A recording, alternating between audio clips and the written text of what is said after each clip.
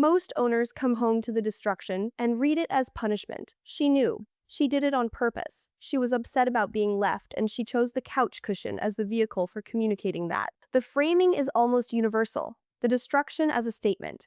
The dog as the sender. The owner as the intended recipient of a message. That framing is wrong. Not slightly wrong. Completely wrong. And it matters that it is wrong, because responding to the destruction as deliberate communication produces responses that make the problem worse rather than better. The owner who returns to destroyed furniture and responds with visible frustration is not communicating disappointment to a dog who chose to misbehave.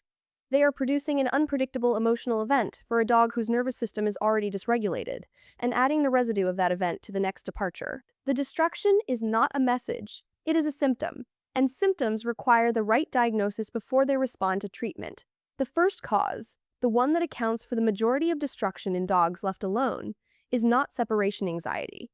It is under-preparation. The dog who destroys when left alone has almost always been left alone, without the physical exercise, mental engagement, or environmental provision that would have changed what the first hour of the absence looked like. She had a daily energy budget at the point of departure. That budget was not spent before she was left with it. And a dog with a full daily energy budget and nothing to spend it on will spend it on the available environment. This is not revenge. This is physics. Energy requires a channel. In the absence of a provided channel, it finds one.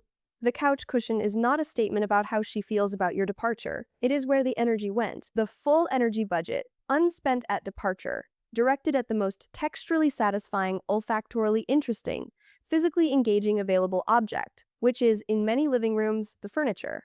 The intervention that addresses this cause is not training the destruction away. It is changing what the dog brings to the departure. The long walk before leaving. The food puzzle, placed where she will find it 20 minutes in.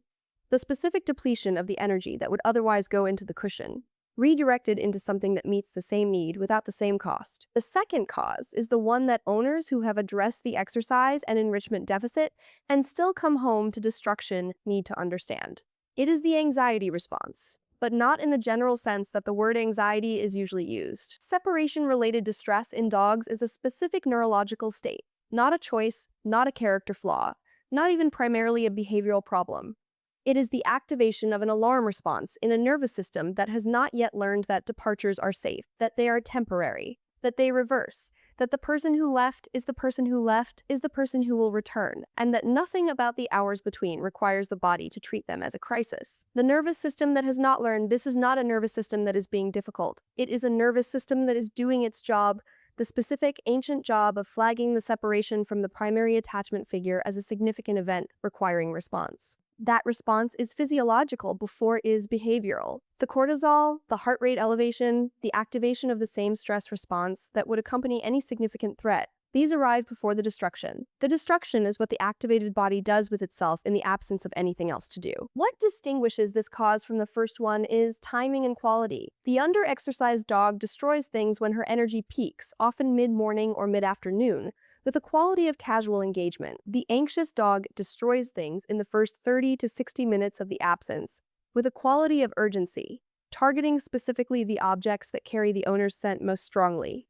The door, the owner's clothing, the items the owner last touched. This is the piece most owners miss entirely. The scent targeting is the diagnostic. She is not choosing your jacket because it is the most destructible item available. She is choosing it because your scent on it is the most potent available stimulus, and engaging with that stimulus is the closest her activated nervous system can get to the resolution it is seeking, which is you. The third cause is the one that is most easily confused with the other two, and most specifically requires professional support. It is the dog whose destruction is accompanied by the full physiological picture of an animal in genuine crisis. The non-stop vocalization, the self-injury in attempts to exit the space, the destruction that leaves evidence of the frantic quality of the activation, rather than the exploratory quality of understimulation. The dog who is not destructive and anxious. The dog who is genuinely suffering. Long-term behavioral observation of dogs with clinical separation anxiety has found that the behavioral picture differs from understimulation destruction in ways that are visible in the aftermath. The type of objects targeted, the pattern of destruction across the space, the physiological evidence in the dog at the point of return. A dog who is mildly unsettled and over-energied leaves a different crime scene than a dog who has been in acute distress for 4 hours.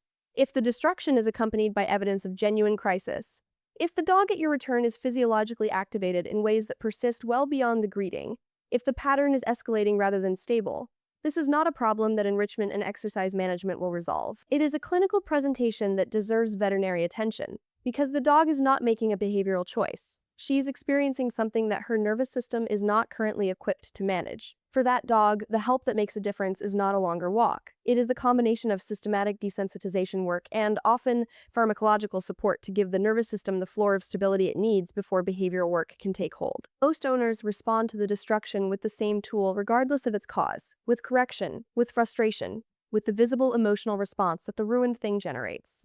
That response arrives after the fact, disconnected in time from the behavior that produced it, landing on a dog who cannot connect the correction to the act and who connects it instead to the owner's return. The owner who corrects the destruction is not teaching the dog that destruction has consequences. They are teaching the dog that arrivals sometimes produce unpredictable emotional events.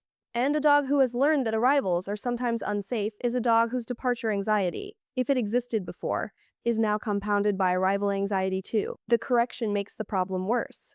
Every time. Not because the owner is wrong to feel frustrated, because the correction is aimed at the wrong point in the sequence, at the wrong variable, and produces a consequence that bears no relationship to the cause it is trying to address. Think about the next departure.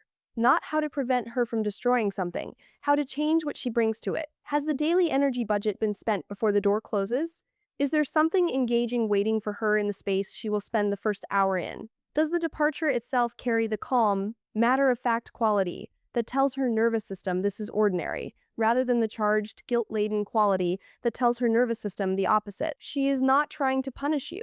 She does not have that mechanism. She is an animal whose nervous system activated in your absence, who used what the environment provided to move the activation through her body, and who greeted your return, ruined cushion present, with the same fullness she always greets you with. Because for her, the destruction and the greeting are not related. They happened in two different chapters of her day.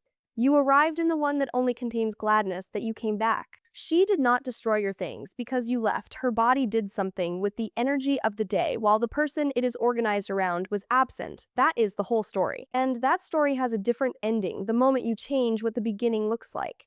Has addressing exercise or enrichment ever changed the destruction at home? And was there a specific change that made the biggest difference? Tell me in the comments if this is the kind of watching you want to keep doing. Subscribing means the next one finds you.